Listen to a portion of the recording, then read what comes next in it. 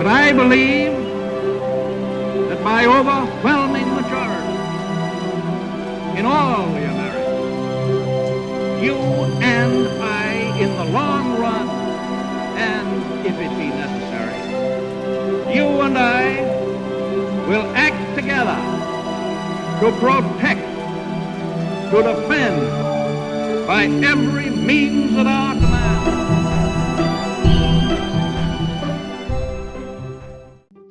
Welcome to the History in Motion podcast, where we discuss leaders, their decisions, and how they shape the world we live in today.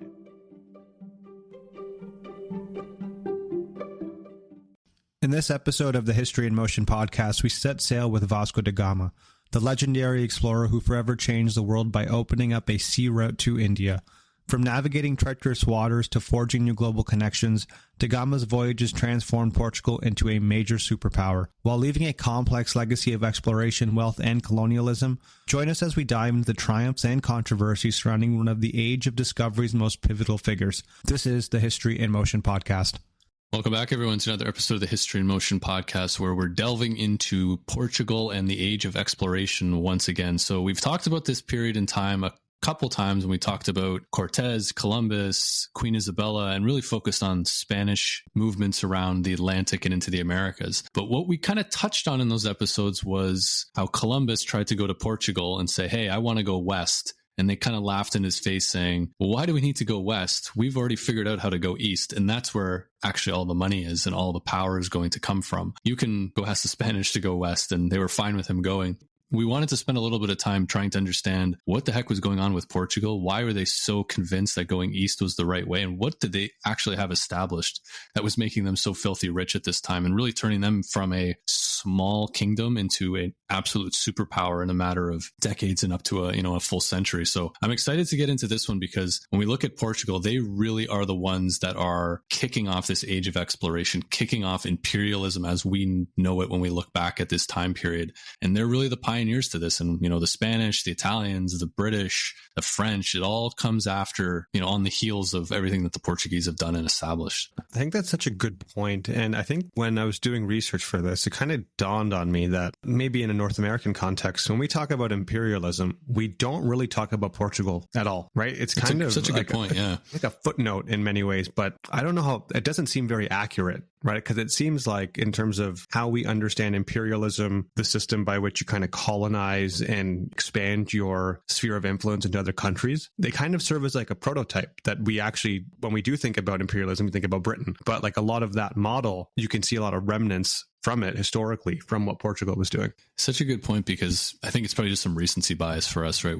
We're also in the English speaking world, so Britain, and especially for us, the French as well, we can really see that stamp on our daily lives. But for a lot of people, right, looking at the Portuguese, it's not something they really see, maybe unless you're living in Brazil or parts of Africa. So yeah, it's really interesting that we kind of gloss over, but yet they are the ones who really set this whole thing in motion, but they're a little bit different. And I think that's the key piece is when we look at the English and the French and the Spanish, there's really a colonization element to this. They want to take over vast territories and really put their stamp on it. I would say the Portuguese are a little bit more like the Dutch, more set up from a trading standpoint. They want to establish trading posts. They want to get really rich, and they don't really want to do much outside of that. They want to have influence, absolutely, but they're not going to India and trying to conquer all of India like the British are, or they're not trying to conquer big parts of Africa. They want to have that influence. They don't necessarily want to spend the manpower to go and conquer everything because they're making so much money to begin with.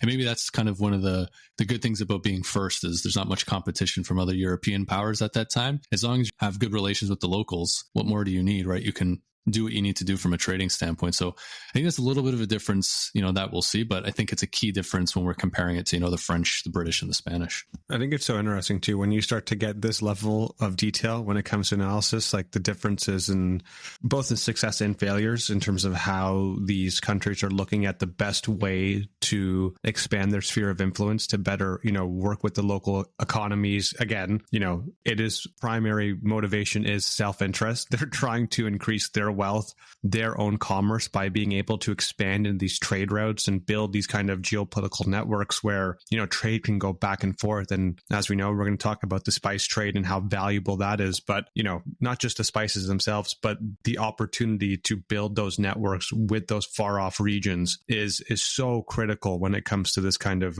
expansionist and imperialistic approach. Absolutely. There's just so much coming from this. And again, we take it for granted that, the spice trade, why, how much money was in this spice trade? And we'll get into the answer is a lot.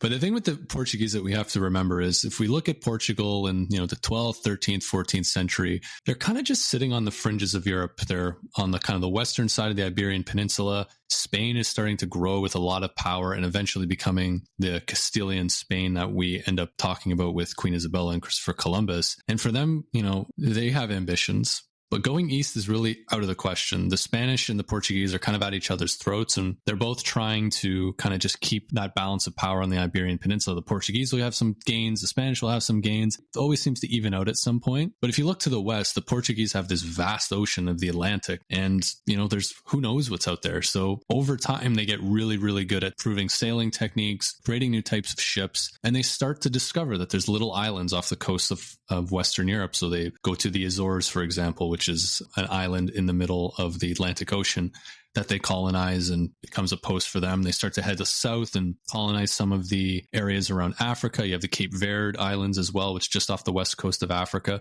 So they're starting to poke around a little bit where the other European powers are pretty much only concerned about what's going on in the Mediterranean, because that's where the money is, right? You have the Italian city-states, you have the Ottoman Empire, you have all of these different factions trying to vie for power within that Mediterranean space. The Portuguese are kind of just hanging out on the Atlantic, finding some different things, and they start to realize that maybe there's a little bit more to what we can do from a exploration standpoint. And they also start to know that India is a very rich place. There's a lot of spice trade that's going on there. China is a great place with a lot of wealth. And the only way to get those goods to Europe is to cross Islamic land. You're crossing Persia, you're crossing into big areas of the Ottoman Empire. And as we've talked about before, Christianity and Islam are at, the height of hatred towards each other at this point in time. You've had many crusades.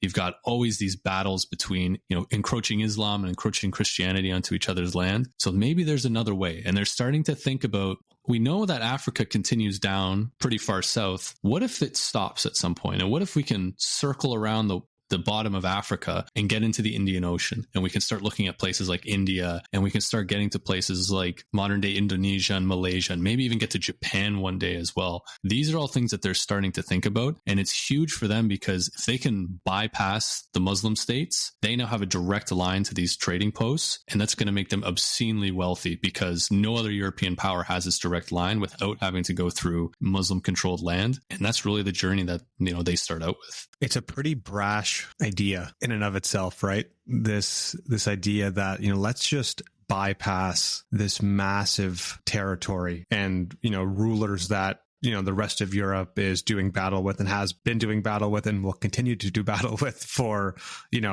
dozens of years to come and longer, to be able to kind of just perfectly and precisely interject themselves into the Indian trade routes. It is quite a brash goal. And I think, high risk, high reward, because there's probably nothing like it that's kind of been done at this time from a European country like Portugal. For sure. And I think with them too, it's not just a shot in the dark of, hey, let's see what happens. They're getting really, really good at sailing, at navigation, and of just trading over the sea. They're just slowly marching their way down the west coast of Africa, creating relationships, starting small colonies up that are used as trade posts. And these are flourishing, going back and forth. And the slave trade is starting a little bit too. They're starting to bring slaves back as well. And there's a lot that's happening there. And they start to see that, hey, we're pretty good at this. I think we can do something with this. But at the same time, you have to remember Europe is very Catholic, very Christian, and they see it as a divine right to make the entire world Christian. So on top of this, they've got dollar signs in their eyes. They can see the money that they could start making if they can be the exclusive providers of all these different spices and,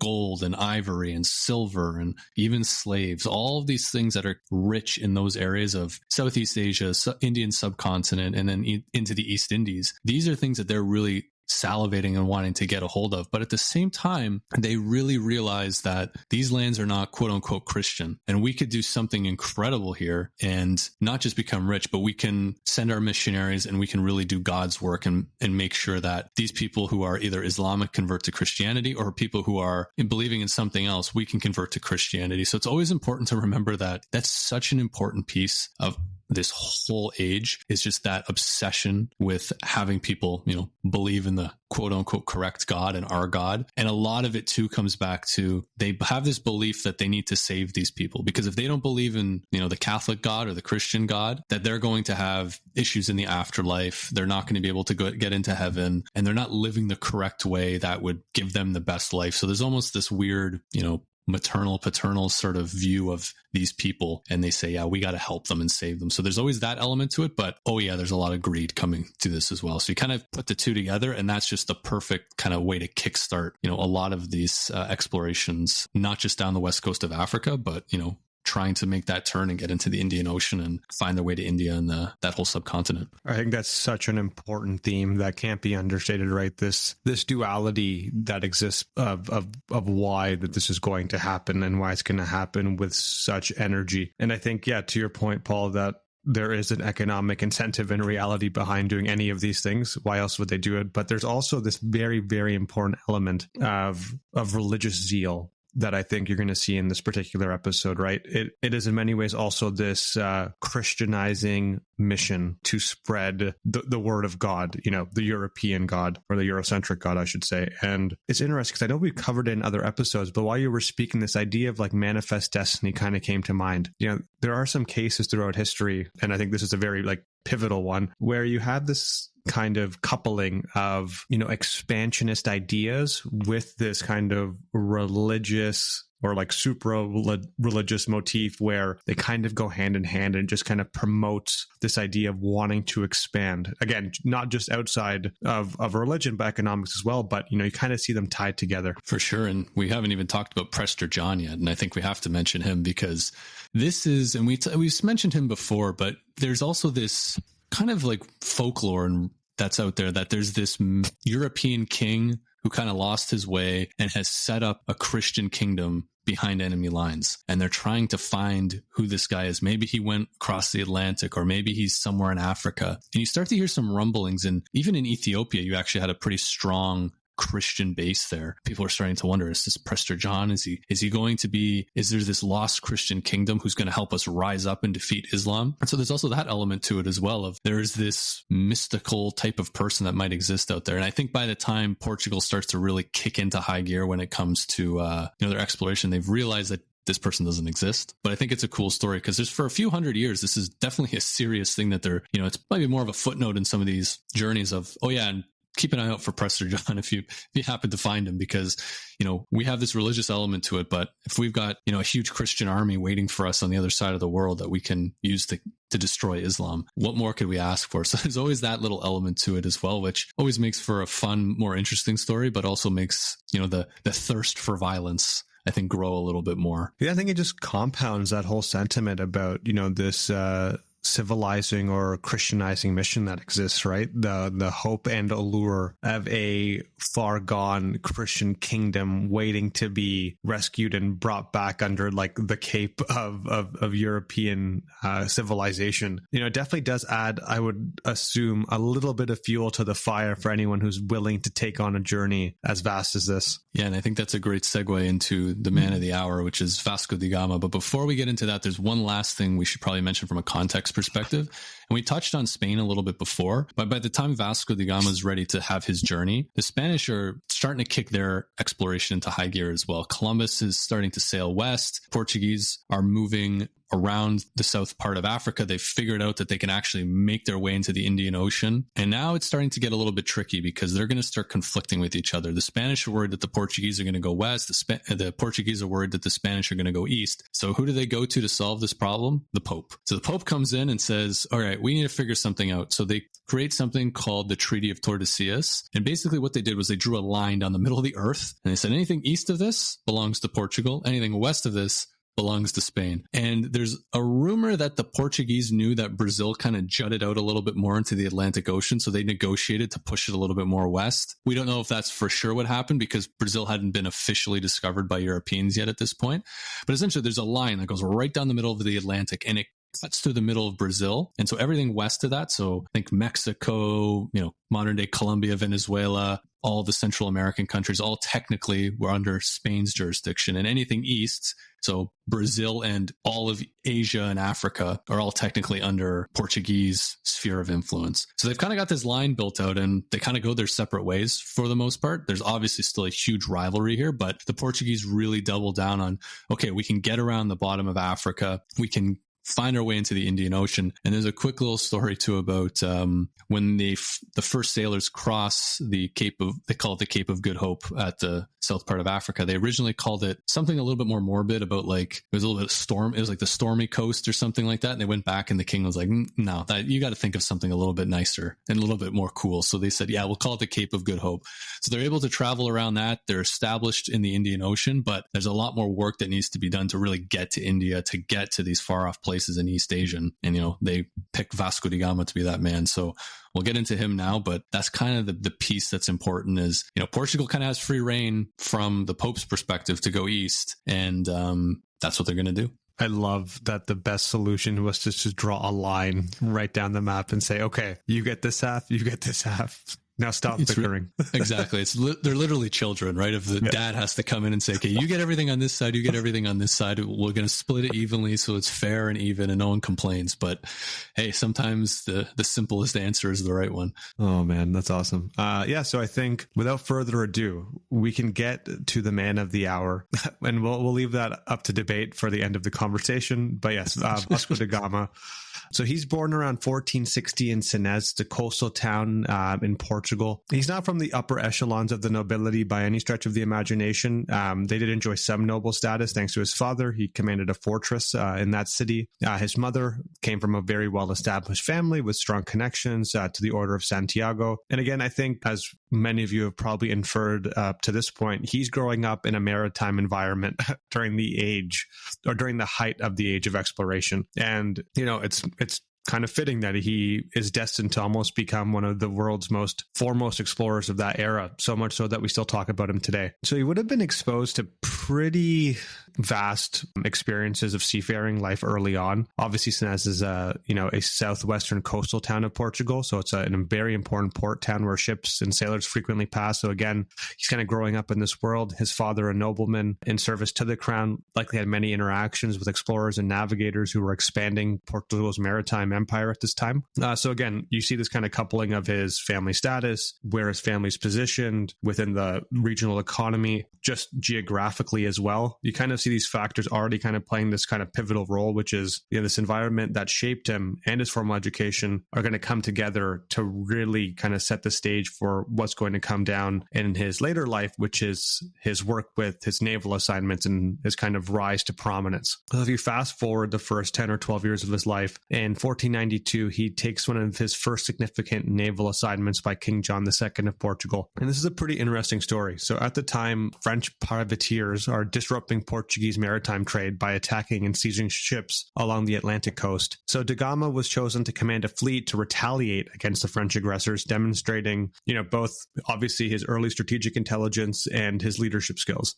He successfully captured several French ships. He neutralized that privateering threat. And I think this early mission and early success kind of paved the road for what would be his eventual naval prowess and his ability to execute these very complex operations, which we'll talk about further, earning him the recognition as a very skilled commander early on in his career. It's so important to remember here too, like you mentioned, he's successful and he's able to take these large fleets and win battles and complete his mission. These voyages that these guys are getting sent on are insanely expensive. Like the king is signing off on this. He's putting a lot of money down for a lot of these things. You know, Queen Isabella is doing the same thing with Spain. She's giving Columbus a lot of money, her reputation and his reputation on the line with these. So when these guys get sent on these journeys, like they're really, they have to show something, but they also have to have a little bit of political savviness as well. So I think it's important for Vasco at an early stage, right? He's successful, but he's also doing something on behalf of the crown. It's going to get him in the good books with the king, and it's going to start to put those wheels in motion about, you know, when he wants to take those bigger journeys,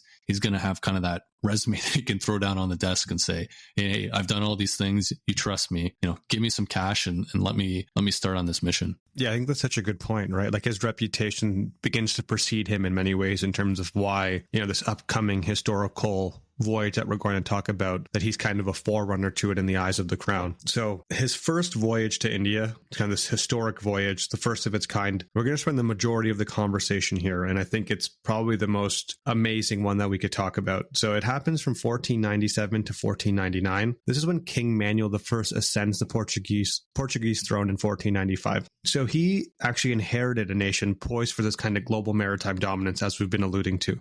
So you have the early successes of explorers like Bartholomew Diaz, who rounded the Cape of Good Hope in 1488, and their continued efforts along the West African coast had built the foundation for an even more ambitious goal, just finding a direct sea route to India. So Manuel I, eager to bypass the overland spice routes controlled by the Venetians, the Ottomans, he knew that success in this endeavor would catapult Portugal to the forefront of the lucrative spice trade. And he entrusted Vasco da Gama, a seasoned naval commander by this point in time, whose successes had caught the attention of the royal court, with leading the expedition that would forever pretty much change the course of history. Yeah, it's a make or break, right? Like if he fails here, he's probably going to be dead if he fails, but also this could be the one opportunity or one or two opportunities Portugal has to really get this done. From a financial perspective, it takes time to raise funds, but also somebody else might jump on that and try to figure out a better way to do it. Or people in that area might get a little bit wise to what's happening and crack down a little bit more or start building their own navies to keep out some of these Europeans. But this is why we talk about these people in history, right? Because, you know, they do the things that, you know, have a huge amount of risk, but being able to pull something like this off is a huge reward. And one thing I'm just going to mention, we'll talk about it in our next episode when we talk about Magellan, but there was one of the ships that came back from Magellan's journey. They were able to fill basically the ship with spice cloves. And that one ship was able to pay for the entire journey of 5 ships, you know, wages, building the ships, all the things that need to go into that. Was able to pay for that entire journey and turn a profit, you know, for the backers of that journey. So just to kind of put it into perspective of this is how valuable what these spices are and these spice cloves and all of the things that are coming from this part of the world, but on top of it, just how expensive it is. So yeah, you have to put a lot of money down, but if you hit, you're going to hit big. And then, you know, that's just going to grow and grow and grow. And then you can send instead of sending 3 ships, you can send 5 and 10 and 20 and 30. And it kind of becomes, you know, this capitalist empire where things just keep growing and growing and growing. And, you know, this is the goal at the end of the day. And they got to find a way to do it at least once. And if they can figure it out, then, you know, they're off to the races. I think that's such an important fact before we get into why would anyone do this, right? I know we've talked about it like from a higher level when we're talking about the economic incentive, the religious zeal, and just, you know, the passion for spreading the Christian word and message across the globe. But it's almost, you know, funny in a way where like a product like a clove, a spice clove, something that we take for granted today, which we can go get very easily from our local grocery store, could bring so much value where it could not just fund an entire mission, but could turn a profit as well because of its rarity and the ability for it to be brought back to Portugal. I think that's such an incredible reality that's so hard for, like, you know, most people today to understand, but I think that's the world we're living in. This is how disconnected the world is right now, where these far off spices can demand such a high value and price. Yeah, imagine going to your grocery store, filling up your grocery cart with a bunch of spice cloves, and then going down to the port and being able to buy 5 ships and fully man them for 2 years while they go travel to far off distant places. Like it is such a mind blowing thing of just how rare these items are and how valuable they are within Europe at this time. Yeah, and I think it's a perfect segue into what's about to happen from the departure. So the initial voyage to India, it consists of 4 ships, and they depart from Lisbon on July 8th, 1497. So they set sail, embarking on this very perilous journey that no European had attempted before. Their immediate destination was the Cape Verde Islands, a common resupply point for ships heading along the West African coast. But however, after reaching these islands, da Gama made a very bold and unprecedented decision. Instead of hugging the African coastline, as was very customary and a bit of a best practice by maritime standards, he sailed far out into the open Atlantic Ocean, which was a very calculated risk designed to avoid the adverse coastal winds and currents that had thwarted other expeditions of this sort. So this maneuver is known as the Volta do Mar, turn of the sea, and it's quite revolutionary. This decision took da Gama's fleet into uncharted waters, where they sailed for nearly 3 months without seeing land. The journey was obviously fraught with danger. They're at sea for long periods without fresh food or water, and eventually this is going to take a toll on the crew. And some historians even describe this bold deviation from the coastline not just as like a tactical move, but a very high stakes gamble, which really does showcase his willingness to innovate despite the very high risk that this was not going to pay off, but it did. And by November 1497, the fleet rounded the Cape of Good Hope, the southern tip of Africa, and entered the Indian Ocean, which marks like a crucial turning point for this journey. Just not even the boldness of, are we going to get there in time? Are we going to be able to even do this? But is someone going to slit my throat in my sleep because these crew members are looking at you going, hey, we're sailing the wrong way. Okay, you keep telling me this thing's going to flip around, but, scurvy is something that basically happens to most of these long journeys as, lack of fresh fruit and water and dehydration. And, when you don't have the essentials of life, people's minds start to go a little bit loopy. And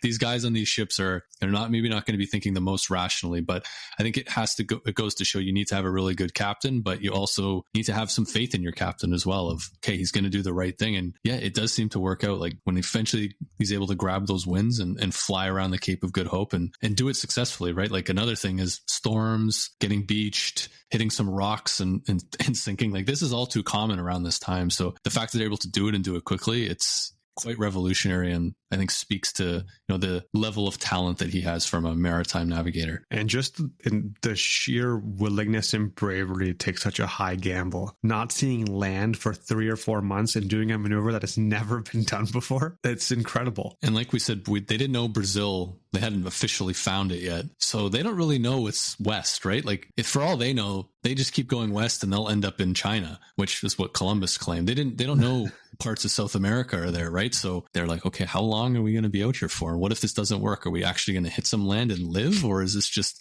are we going to be lost at sea for 6 months? Like who knows, right? So yeah, it's bold on top of bold, but again, talent will always win out at the end of the day. I think if you know your stuff, you're prepared well. And we've seen that with a lot of leaders that we talk about. And clearly he was prepared and had really good people around him, and they managed to do it. So after successfully navigating the treacherous waters of the Cape, his fleet begins to sail along the East African coast, and they make some very strategic stops. So they stop in Mozambique. They encounter a series of Muslim traders and local rulers. And this kind of marks the beginning of his interactions with these well-established Islamic trading networks that, were known to dominate the Indian Ocean. And these encounters, at first were cordial, but, as we've kind of mentioned, tensions are already quite high. So they quickly arose. Da Gama's fleet, they're flying the Christian cross and they're arriving from Europe. It's not hard to imagine that's kind of seen as an unwelcome intrusion by the Muslim traders who had long controlled this kind of lucrative spice trade between Africa and India. So obviously there's a bit of a threatening aspect to it. Another interesting story from his time in Mozambique kind of highlights the fraught nature of these early interactions. So this is actually according to historian Eric Axelson. So when da Gama attempted to present himself as an important figure from a distant land, the local ruler assumed he was from a Christian kingdom to the north, likely thinking of Ethiopia, and initially welcomed him. However, when it became clear that da Gama's intentions weren't aligned with local interests, tensions again quickly escalated. He left Mozambique under, again, less favorable terms and continuing his journey up the coast. Yeah, this is where we're going to really see Vasco da Gama that maybe history, I think historians are correct about now, but I think, he's definitely someone who was, touted as a great explorer and things like that, but we'll start to really see his true colors here. But I think before we get into that, who are these East African trading posts? Who is he running into, and what the heck is even going on in the Indian Ocean at this time? And this was something new for me, right? We see the Portuguese explorers show up and, everybody's excited of, okay, we're here, but these areas in the Indian Ocean, They have boats. They know how to sail. They've been trading for a very long time. So we have the East African coast, which is the Swahili-speaking city-states. So you have Kilwa, Mombasa, and Zanzibar, kind of those central trading posts. They have a lot of Arab descent as well, and they're Muslim. So they are definitely aligned with a lot of the Islamic areas around there. You have Arab merchants coming from the Middle East. You have Oman and Yemen and all these places in the Red Sea trading with these East African city-states. And then you have the Indian subcontinent. There is actually in the western parts of India, you're actually starting to see Muslim populations grow, and these kind of three areas are connected by this common religion. It's really being a way for them to kind of gain some trust and really start to create a very vast trading network in the Indian Ocean. And we even see the Chinese show up as well. We've seen some Chinese explorers who are actually able to get to the East African coast in the early 15th century, starting to see some Southeast Asian kingdoms show up, like areas that are around Malaysia and Indonesia. So this is a very complex trading area, and they're trading things like gold, ivory, slaves, animal products, spices, cotton, indigo. Horses are coming from, Arab areas as well, like Arabian horses. They're super valuable for Indian and East African kingdoms. And so this vast network is already going on. And there's a story that when Vasco shows up, I think it's in Mozambique for the first time, he goes, "I have some treasures to share with you. I've brought them from Europe." And the Mozambique king kind of laughs at him. He's like, what is this? Like, I could get this from some random shop or some random trader that showed up from Mecca. Like, this is nothing special. Like, thanks, I guess. But like, you realize that we have a vast trading network here. We're doing quite well, and we have a lot of these things that you guys would consider exotic, but this is just a regular day for us because we're able to trade with these areas so well. So it's a little bit of a culture shock, I think, for the Portuguese, and a little bit of an ego shot as well. And I'm sure a little bit of that went to Vasco's head, but this is kind of the world that they're coming into. And like we said, Islam is that unifying factor. Coming in as a Christian, it's going to have, some tensions. And again, we know one thing about the Europeans, especially these early explorers. They definitely come in with a bit of a swagger around, hey, we're Christian. Let's tell you about the Bible. And some people just really don't want to hear about it. They just kind of want to go on with their lives. So we'll start to see as tensions start to grow a little bit, and this isn't going to just be a friendly trade mission.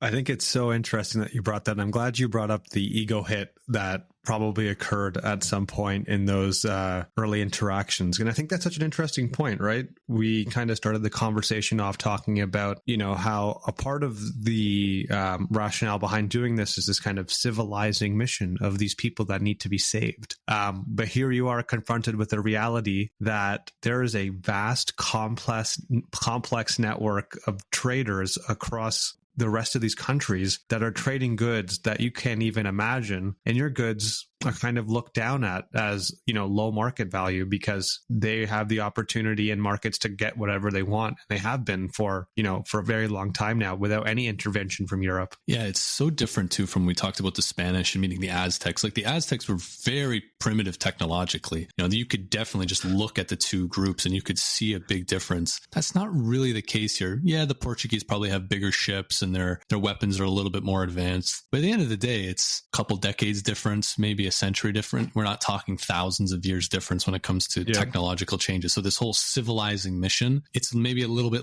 it's much harder to see visually, at least from a technological standpoint. This is really this is how our way of life is. It's the best. We're Christian. We're going to tell you all about it. And we don't really care where you guys sit with all of this. And we're going to take what we want and we're going to give what we want. And that's kind of the philosophy that I think they kind of come in with. And you're right.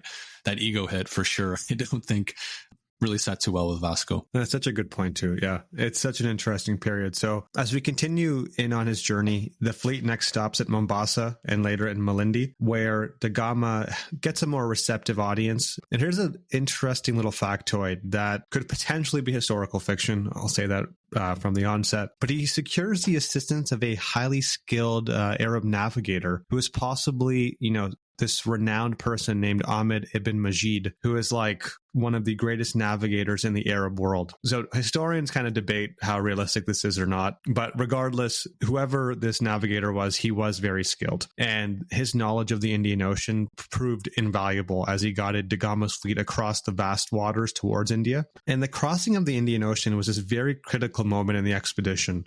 Some historians note that da Gama's reliance on local navigators is a deep testament that already existed in the Indian Ocean trading world, and it highlights the the complexities of how well European interactions in these well-established maritime cultures had to kind of, coexist for this to happen. It wouldn't have been possible without the local knowledge that he was going to leverage, that he'd be able to accomplish this. Because without it, we don't actually know if he'd be able to actually make that crossing to get into India. I'm sure there's people before that have tried and didn't have that knowledge and sunk to the bottom of the Indian Ocean. We never really hear about them. So for sure, right, there's the only way to really be successful with any of these missions, and we've seen it for all different cultures that we've studied from the exploration, getting the locals on your side is the most essential piece for the Spanish, for the French, for the English, whoever it might be, pitting people against each other. But in this case, translators, navigators, it's, the most important thing I think that they need to start moving to do what they need to do. Now, do they come in freely and say, yeah, we'll help you? Most of the time, probably not, but it doesn't take away from the fact that, yeah, you need someone who knows the area, knows it well, knows the language, if you're ever going to have any chance of being successful in that mission. Yeah, 100%. And I think it just goes to show how much, how important and well entrenched these navigational skills already were prior to him getting there. And without it, would we even be having this conversation as far as him crossing the Indian Ocean? But, with that knowledge, he does, and he eventually does arrive in India. So this is after nearly a year at sea. His flight arrives in Calicut, which is modern-day Kozhikode, on May 20th, 1498. I don't think you can overstate how significant of a moment this is. This is the first time a European navigator has successfully navigated a direct sea route to India. It opens up possibilities that, as we're going to see, change the world's political and economic landscape forever. Yeah, if you really think of just the history of India that's about to happen, we've talked about, the partition happening 70, 80 years ago is all the result of European colonization in that space and separating out, all these different ethnic groups. This is how it starts, right? The entrance of the Portuguese, again, is a little bit smaller scale. It's not designed to be a full colonization mission, but it tells people that it's possible. And actually, I'm reading my notes here. I made a mistake earlier. It wasn't in Mozambique that he presented the modest gifts. It was actually in India where they were like, thanks for nothing for these gifts. So yeah, it's not starting off well for him in that sense, but there's just, and also imagine the culture shock too. These guys are used to Christian. They understand Islamic customs a little bit just based on interacting with them a little bit, but moving into Hindu lands and completely different languages, I can only imagine how the Portuguese are trying to navigate this, but you're right. This is it. They've done it. They know it can be done. Not only the Portuguese know it can be done, everybody knows it can be done. And, the next 400 or 500 years are going to, getting to India is going to be a driving factor for a lot of these major powers. Yeah, I'm glad you mentioned the story again, because I was looking at my notes as I was continuing. And so I have some historical factoids about that story. So he lands in Calicut, which is one of the largest and wealthiest trading hubs in India, where merchants from across Asia, the Middle East, and Africa come to buy and sell goods. So the city ruler, known as the Zamarin, controls the spice trade and kind of holds and wields significant power over the region. And again, I think this is another ego blow that happens to da Gama, because his initial reception is very far from what he had hoped. The Zamarin, while obviously he's intrigued by these foreign visitors, to your point, Paul, he's not impressed with the gifts at all that are presented on behalf of the King of Portugal. They'd brought things like woolen cloths, hats, and corals. These are nowhere close to the luxury goods that this leader is accustomed to receiving from the Arab and Indian merchants who frequented his court on a regular basis. And a historian that I looked at, his name's Panikar, pointed out that this is a pretty big miscalculation by da Gama and, those funding this voyage, because it really does show their relative ignorance on the sophistication and wealth of the Indian Middle Eastern markets. And it kind of leads to this tension that arises between da Gama and now the other powerful Muslim merchants in Calicut, who see the Portuguese as one now somewhat ignorant and as unwelcome competition in the spice trade. So these merchants who had long controlled the flows of spice in the Middle East and Europe are starting to work together to undermine his attempts to establishing this direct trading relationship. And according to other historians, this kind of goes back to that cargo that he had brought. So it's relatively small. It lacks very, if any, significant trade goods, and it leaves him ultimately at a disadvantage. And he's unable to secure any kind of, lucrative trading agreement that would kind of establish those network connections. Regardless, I think despite these setbacks, his arrival in India is a huge historic triumph. And he'd proven that the sea route to India was possible. And obviously, with these initial trade relations not being the most ideal as they ended up working out, the door's open for future Portuguese expeditions. You think they would have picked something up on their way too when they went to Africa and realized, these are a little bit more sophisticated than we want. But they were just kind of stuck in their ways of, our hats and cloth and coral is going to be good enough for, when we get to India. But you're right. It's definitely some ignorance. It's definitely, we're the new kids in town, and, we're coming from fancy Europe and we know what's best. But again, you're trying to go to an area that is known for having all of these riches. You'd think the guy in charge is probably going to be pretty wealthy and know what he's talking about. Again, miscalculation for sure. But hey, you're right though. Technologically, the fact that they figured this out, that's a massive deal. Absolutely massive. So once he leaves, this is the other thing that I don't think we realize. He has to go back. We always forget that. He's got to go back. You got to do it all again. So, if we're thinking about the voyage to India as this monumental achievement, the returning journey is equally, if not more daunting, right? So we've all heard of scurvy. It's a horrible disease caused by a lack of vitamin C, and it begins to take toll on its crew as it does for a lot of these types of expeditions. The men have been at sea for months without access to fresh fruit or vegetables. They continually suffered. Many sailors died, and the fleet would become severely, undermanned. Da Gama himself actually fell ill during the return voyage, but, he managed to survive. One good story that comes from the account of his brother, Paulo, who also succumbed to illness during the voyage, notes that Paulo's death weighed heavily on Vasco, and it was a tragic loss in terms of what otherwise would have been a successful expedition, minus all of the suffering that the crew is going through. Yeah, it's the kind of the limp home sort of trope, right? Of, we made it, but, we're not in a good state. And it's always going to be a challenge with a lot of, more seafaring coming up, is how do you keep the crew alive? How do you make sure that you have access to all the essential things? Because also, you can't just park along some random town along the coast of Africa and just hope that the locals are not going to torch your ship or something like that. That's one thing I was reading here too, was they also had to deal with just the mental anxiety of what the heck is out there in this open ocean. And you got to remember, they're talking about sea monsters too. This is the classic thing of, going back to the Greeks with the Kraken and all these sort of things. They don't know what's out there. They don't know. You hear something hit the bottom of the boat, could be a sea monster. So, this is just to add of all the things, he's got to continue to remind these guys that don't worry, there's no sea monsters out there. We're not going to worry. Or if there are, we've prepared for the sea monster attack if it ever happens. But you know how it is. Ships go missing and stories get created, and people like to tell stories, but you can never discount the sea monsters. Oh, that's incredible. Like, I didn't think we were going to get to sea monsters, but I think that just adds to the intrigue of the story in this era, right? Like, it truly is an age of exploration. I think it does have this very, story-like appeal to it. And I think that's just, a great kind of layer for why I think people are so interested in this era. So if we round back to his voyage, he's been at sea now with his crew for 2 years. He's lost many sailors, but he returns as a national hero.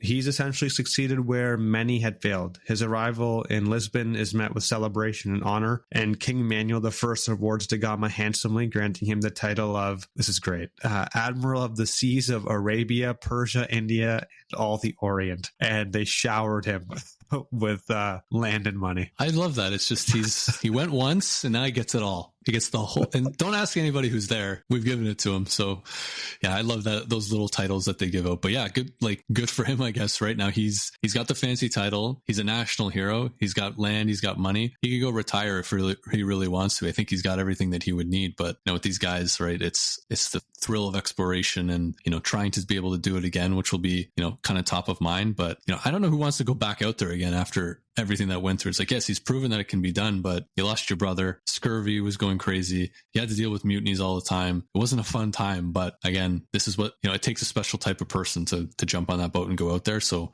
I guess there's there's something different in the brain of, yeah, let's go do it again. And we'll be better this time, maybe. Well, I think the objective changes, right? So I know we're rounding up at almost the hour mark, but I think it's definitely worth talking quickly about his second and third voyages. And I think there's a particular example of the objective and mindset changing in the second voyage. So the second voyage to India happens from 1502 to 1503. It's different in both in scale and purpose. So while the first expedition was one of discovery, this one's it's conquest and consolidation. So after his first success, Portugal wants to secure its dominance in the Indian Ocean. What a brazen move, right? Oh, we've gone there once. Let's go take control of it. And to achieve this, King Manuel sent da Gama on a second expedition with a much larger and more heavily armed fleet. The primary goal of this voyage is essentially to establish Portuguese supremacy in the Indian Ocean and secure those trade routes and retaliate for the resistance that da Gama and other Portuguese had faced from Muslim traders during their earlier voyages. And they were particularly keen to challenge Arab and Indian merchants who controlled much of the spice trade. So you're seeing elements of da Gama's mission evolving from diplomacy to somewhat of this brute force nature that we're going to get into. Yeah, we're here for conquest, and I'm sure da Gama's here for revenge. So you're right. This is definitely very different. And I think you've answered my question of why would he go back out there? Well, clearly there's people that he felt were wronged, and now he's got 20 ships and he doesn't have to, ask nicely for anything. He can take what he wants and move on to the next thing. So yeah, it's definitely completely different in that sense. And he also knows where he's going, which I think also helps too. Makes sending 20 ships a little bit lower risk than it was the first time. Yeah, so these are 20 warships, right? This is not just a commercial voyage anymore. This is a military one. I think that's a very important distinction we should make. They're going to use their naval power to intimidate and, if necessary, coerce by force into granting favorable trading terms with the Portuguese. So some key actions along the way that happen on the East African coast. He stopped along the East African coast as he has during his first voyage. This time, his tactics are much more aggressive. He intimidates, coerces local rulers into submission. He secures trading posts for the future Portuguese expeditions. But when he gets to India, specifically reaching Calicut again, where he had been previously met with resistance, he adopts an even harsher stance. So in retaliation for earlier conflicts, he bombards the city. He causes widespread damage and sends a message that the Portuguese are, not to be trifled or messed with at this point. His ruthless tactics they included this incident called the Miri incident, in which he captured a large ship carrying Muslim pilgrims and, in a very brutal display, burned the ship with all its passengers on board. And this is a shocking act of cruelty, even with some of his contemporaries. And, this kind of marks the expedition with this very high degree of violence and retribution as a theme of why this is going to happen. Yeah, this is where we really see why people consider Vasco da Gama just to be a brute, right? He's pretty an awful man, quite frankly. If I were to, we don't necessarily want to put labels on a lot of the people we talk about, but you see time and time again of him bombarding cities for the sake of it. Then if he doesn't get what he wants, he starts destroying palaces and civilian areas, not just military areas. And even with this ship, there's stories of, it wasn't just he showed up, torched it and left. He made them sit out in the open water for days begging for him to let them live. And he did things like, took the rudder away, took the sails away and let it sit there. And he waited and then eventually decided to torch the thing after killing a lot of people that were already on board. Like, it's very messed up behavior in terms of, like, there's conquest. Sure, you come in, you conduct war in the traditional sense, you take what you want and you leave, versus, is there any reason to let a group of civilians, pilgrims to add to that, just sit out on the open water and essentially beg for death? It's you have to be a specific type of person to do something like that. And I think, we know Vasco da Gama was picked partially because they knew that he wasn't going to mess around. He was going to do whatever was needed to win. And, the crew that he picked, this wasn't who are the best sailors and, people that I can find. This is, former criminals, people who are looking for, they got nothing, right? A lot of these people, they're desperate. They want to try something else. And a lot of them are ready to do whatever it takes to win. And even with this whole thing of attacking pilgrims, like even during the Crusades, and when we did our episode on Saladin, I remember we were talking a little bit about, for all the violence that happened at that time, the one thing that they had an agreement on was, we will allow Christian pilgrims to cross through our lands unharmed, and we will let Muslim pilgrims cross Christian lands unharmed. And what actually kicks off the big battle with Saladin in the Kingdom of Jerusalem is pilgrims going to Mecca get attacked by some Christian rebel or Christian forces. And so it's almost like this thing that's kind of been established for a long time of you don't mess with pilgrims. You let people worship and move across. There's no military value here. These people aren't insanely rich, but he decides to do it anyways. So I think, yeah, it's kind of a bit of a sickening thing, but hey, this is the guy he is, right? Yeah. And I think despite all of that aggression and devastation that he unleashes, his ultimate goal is met. He is actually able to forge some alliances with the rulers in other parts of India. So he finds some willing participants, the rulers of Cochin and Cananore, who are eager to ally with the Portuguese. And this is mainly because their rivals are in Calicut. So there is a strategic advantage to aligning with the Portuguese interests, right? So now you have the Portuguese, being able to take advantage of these geopolitical divisions that are in India. And you'll see a lot of this in this kind of imperial effort that's about to kick off, for the next couple centuries. Talk about setting the playbook, right, though? We talked about, we saw Cortez do it. We've seen them all do it. This is setting the playbook, right? These guys aren't playing ball. I'm going to go ally with their enemy, take them out. Now I got someone who's on my side. I've shown that I'm supporting them. And there you go, right? It's really building that playbook of how to do imperialism. And again, like you said, very successful despite, the cruelty, but at the end of the day, accomplished what he needed to do. Yeah, it just goes to show, right? The enemy of thy enemy is my friend. And I think this is very apt. So essentially, he's able to, establish these trading posts and exert influence over these critical points in the spice trade. He returns back to Portugal in 1503. He had secured Portuguese interest in the Indian Ocean, and he lays the groundwork for this more permanent Portuguese presence in India that we're going to see. He also returns with valuable cargo, includes spices and other goods. And once again, he's hailed as a hero, regardless of his ruthless methods, which do kind of leave a very complex legacy, with some kind of seeing him as this nationalistic hero due to his military success, and others rightfully criticizing, the brutality that he had to use during that second voyage. Yeah, I guess you can see it from a Portuguese perspective, right? If you're the king, got my trading post set up, I've got allies in these areas, we've kind of got control over this route, we're about to get very, very rich. Yeah, you did some things you probably shouldn't have done, but at the end of the day, you accomplished what you needed to do, and what's the harm in that, right? And I think, again, if we look at all the goals here, right, if you said the first one, exploration, he accomplished that. The second one was conquest and a little bit of revenge. He accomplished that. I can see why he's coming back as a hero. And again, when you're bringing back lots of goods that are worth a lot of money, you're going to be in good standing with a lot of people. He did go back a third time, and we'll probably briefly mention it because it's a bit shorter. So this actually happens 20 years later. He's 64, which is ancient. Wow.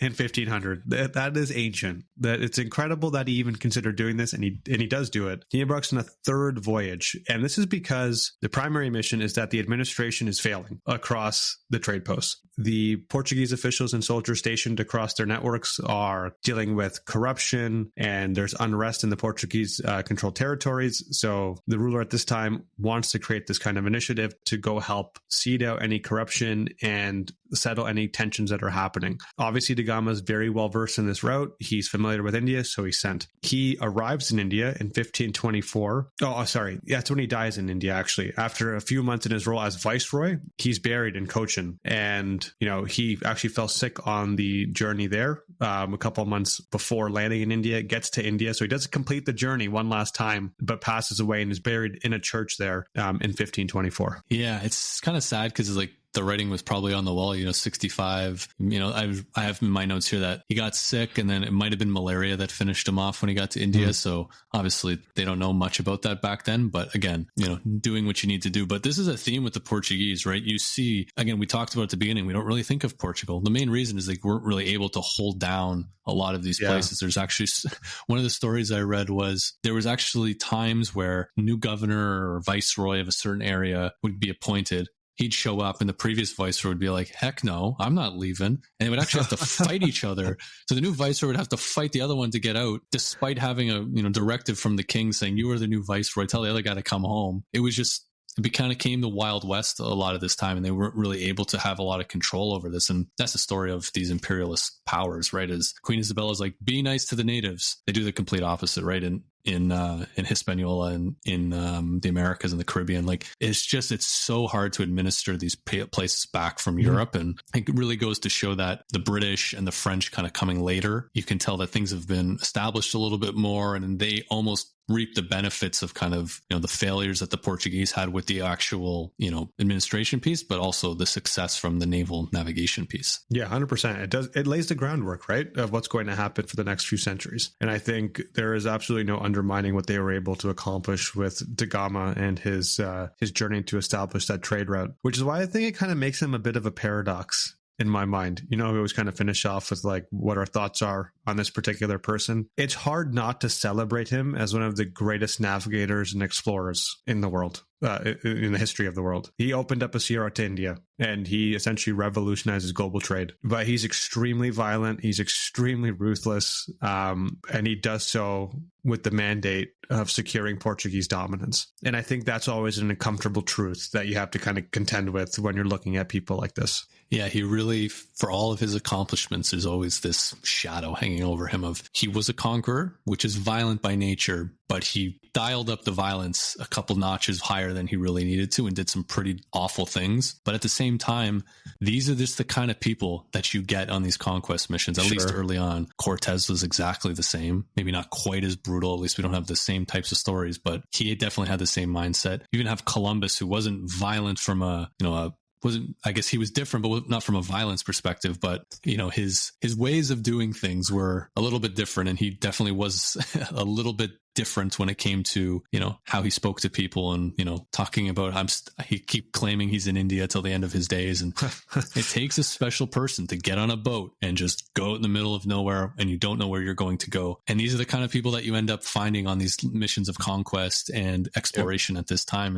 they're not what we would say are your standard guys off the side of the road who are going to figure this out. They are very, very different. In some ways, really good. In some ways, not so good. And I think Vasco is a perfect example of that, of absolutely can celebrate what he's done for the country. But my goodness, the levels of violence and just brutality are pretty high, even for, some of the people we've talked about. And especially for this time period where when people around him are starting to say, you might want to settle down, this is a little ridiculous. Then you can start to ask the question of, I think he was a little much for his time. So, but you're right. The accomplishments, there's not many that can stand up beside him when you talk about just what someone's able to accomplish for first, but then also to just do things for your nation. You can see why he's still a national hero in Portugal today. Yeah, I think it's always the catch-22 with things like this, right? Who's signing up to do this type of stuff? It's going to be people who have a unique, personality and are kind of built a little different to be able to take on a journey like this. But I think in many ways we see the value in that type of archetype, but then we also see some of the disadvantages when it comes to how they're going to actually accomplish or execute against their goals. You have someone who kind of pioneered global trade, but also killed innocent people in very performative, violent ways. Right. And I think that's a very hard distinction to kind of reconcile between the two. But ultimately, he did open the sea route to India and change the course of history.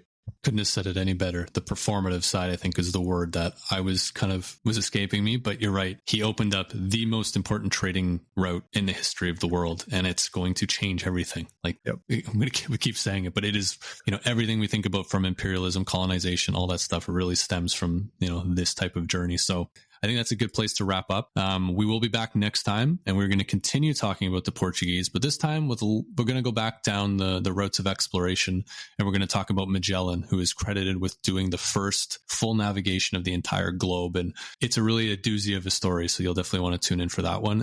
And we'll continue on with great Portuguese explorers. So we'll see you all next time. Thank you so much for listening. Thank you for listening to today's episode of the History in Motion podcast. If you enjoyed our journey through time, please subscribe, rate us, share the podcast with friends. Your support helps keep history alive. Until next time.